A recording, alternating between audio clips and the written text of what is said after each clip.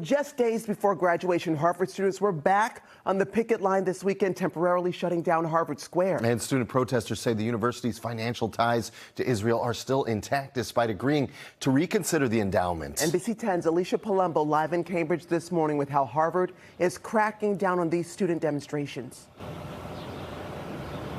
Well, good morning, Latoya and Raul. These students say when they voluntarily took down their encampment inside Harvard Yard last week, they were under the impression that the students involved would avoid punishment. But when these students learned that that was apparently not the case, they called for that emergency protest Sunday.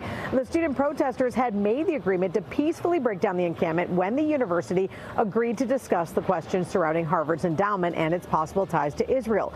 Interim President Alan Garber had said at the time that he would encourage the disciplinary boards to take into consideration the voluntary decision to leave the encampment after 20 days.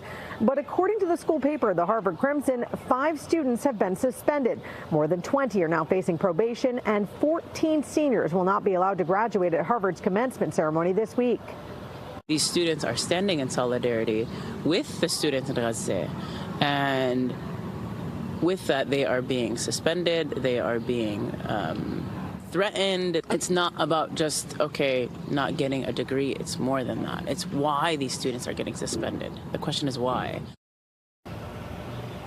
Now, Harvard's commencement is scheduled for this Thursday, and student protesters have told university officials to expect disruptions. We've reached out to the university for comment, but have not yet heard back.